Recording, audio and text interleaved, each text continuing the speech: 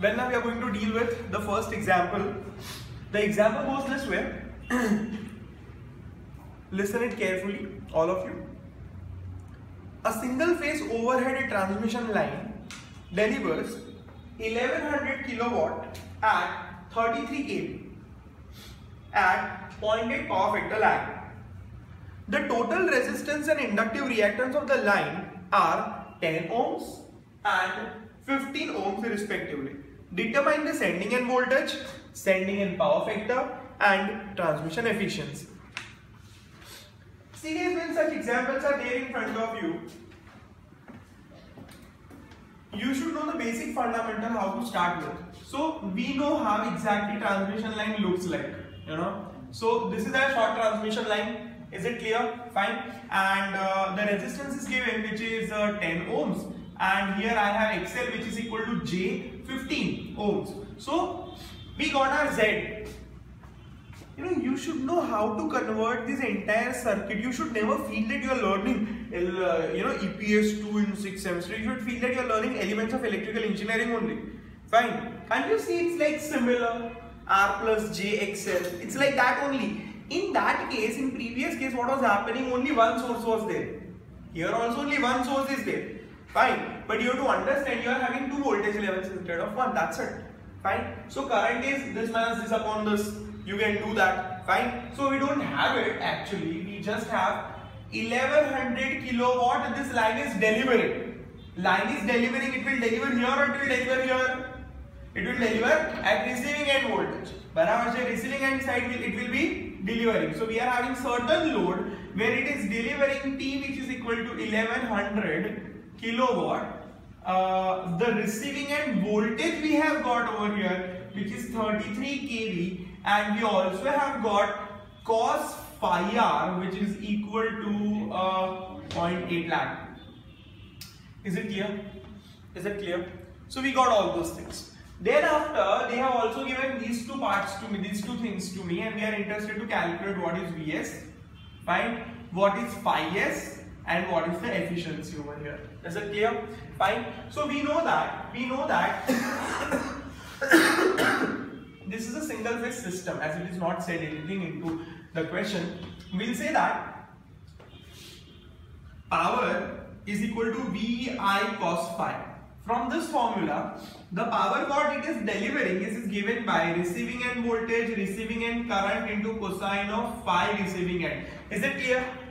Is it clear to all of you? So here I know power, I know VR, I know cos phi r, so I can easily calculate IR. So I can say that IR, that is equal to P divided by VR cos phi, which comes out to be 1100 kilowatt divided by VR is 33 kV into cos phi is 0.8, which comes out to be 41.6. Sorry? 41.6 ampere. Fine. So this is the current. Now, this is, don't write. This is clear. सबके notebooks बंद होने चाहिए. I don't want you people to compare. Fine. Listen, learn and see. बंद. चलो.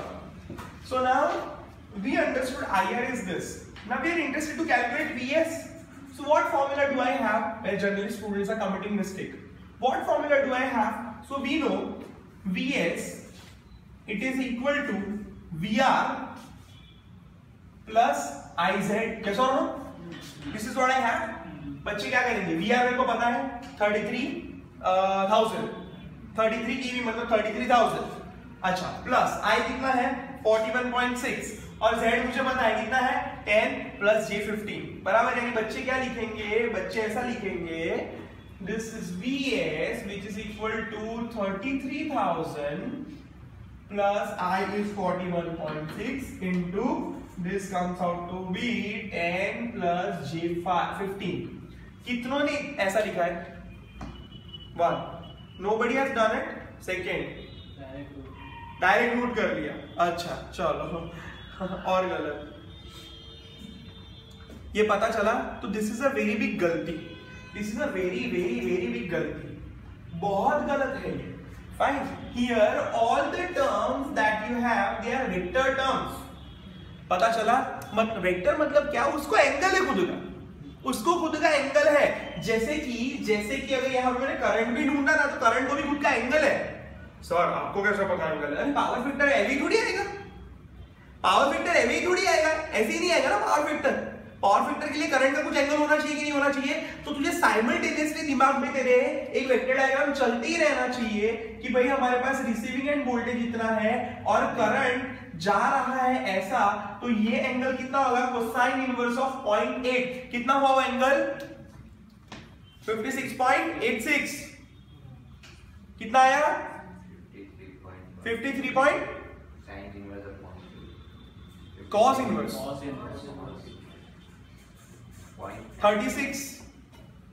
36.86 sorry 36.86 हाँ, so it is 36.86 degree. Zero से नीचे जा रहा है कि नहीं जा रहा है? जीरो से नीचे जा रहा है कि नहीं जा रहा है? लैगिंग है मतलब नीचे जाएगा कि नहीं जाएगा? राइट, तो वो एंगल कैसा होगा? नेगेटिव एंगल होगा। तो करंट का एंगल मुझे ऐसा मिलेगा। तो मुझे अगर IR लिखना है, या तो in this case IR is equal to IS, इसीलिए IS पूछा नहीं है उन लोगों ने। क्लियर हुआ? तो ये जो IR हम लोग लिखेंगे वो कैसा लिखेंगे? तो IR will write down, so IR I have got which is equal to 41.6 at an angle minus 36.86। इतना मेरा IR आया। ये पता चला कि नहीं पता चला? क्लियर हुआ? फाइन। अब सब कुछ सही जा सकता है। रिसीविंग एंड वोल्टेज को मैं क्या ले रहा हूं? रेफरेंस 0 ले रहा हूं। सो 33,000 इट्स फाइन। फाइन। करंट के लिए 41.6 एट एन एंगल 36.86। इसको भी अपन पोलर में कन्वर्ट करेंगे, तो ये भी सेट हो गया। पता चला कि नहीं पता चला?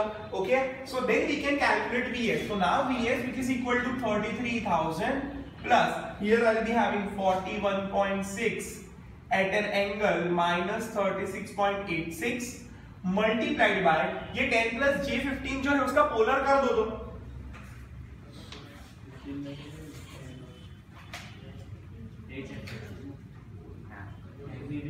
मैग्नीट्यूड कितना है? 18.02 at an angle 10 इन्वर्स કરીને કરે છે RCL 10 કર્યું ને? हाँ, શું આવ્યું? 56.30 डिग्री। अच्छा, तो यहाँ पे अपन लिखेंगे दिस कम्स आउट टू यहाँ पे ध्यान कितना आया? 18.02 at an angle 56.03 fine. So now in दोनों का मल्टीप्लिकेशन होगा। क्लियर? चलो कितना हो रहा है?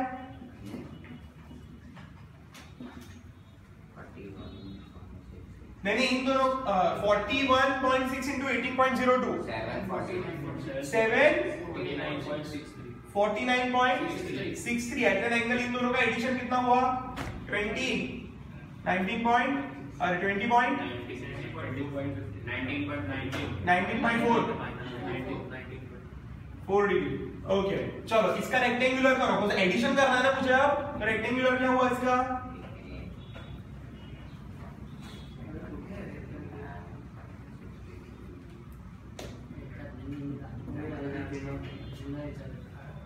Many we have it 707.06 33,000 plus 707.06 plus J RCL 10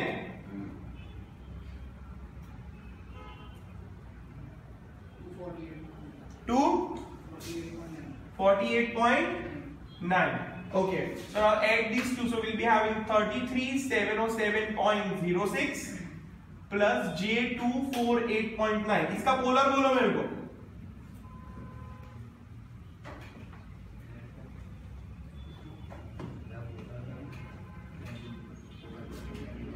वही उसके बाजू में ही है R angle theta 33,708.5 at an angle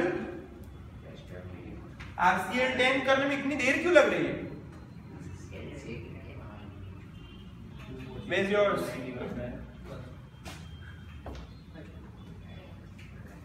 Correct. कितना आया? नहीं आता? नहीं आता? अच्छा आता है।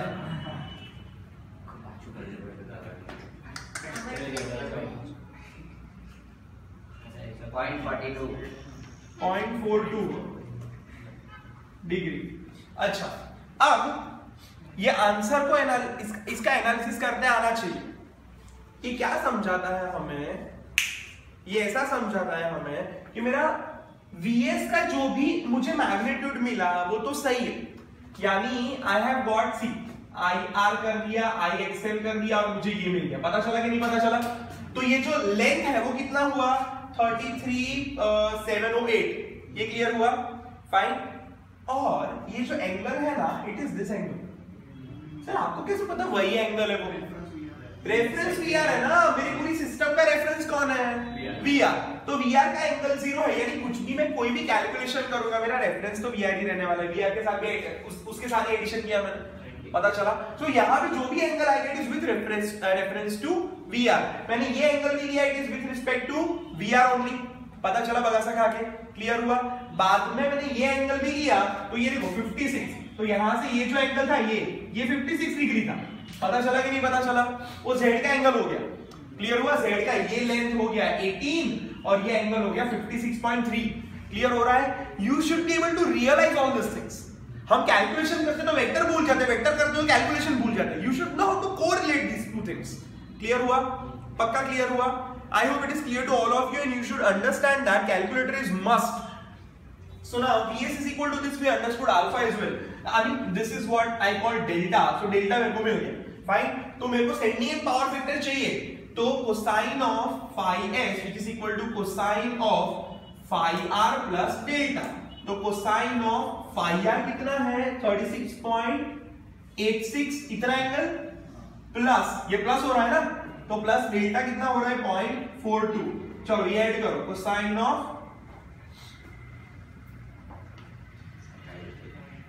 कितना हुआ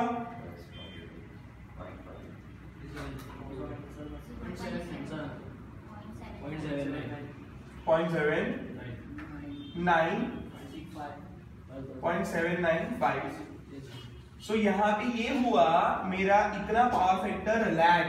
वोल्टेज को तो पीछे जा रहा है ना करंट, पता चला कि नहीं पता चला? ये भी हो गया। अब ट्रांसमिशन लाइन के बारे में बात करनी है।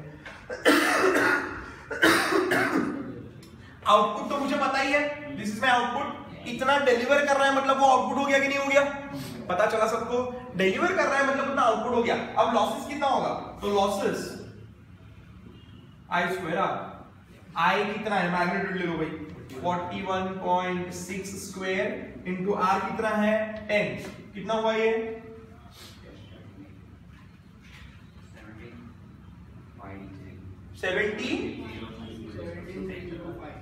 17,305.6।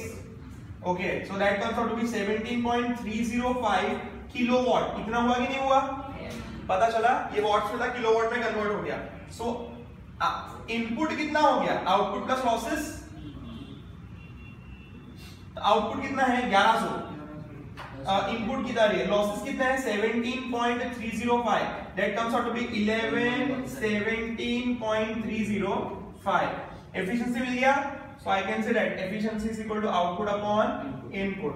आउटपुट कितना है 1100 किलोवाट। फाइन, इनपुट कितना है 1117.305 मल्टीप्लाइड बाय 100%, मल्टीप्लाइड बाय 100% कितना हुआ 98.47%। So this is the transmission efficiency. Is it clear? पता चला सबको ये चीज? डन? लिखो।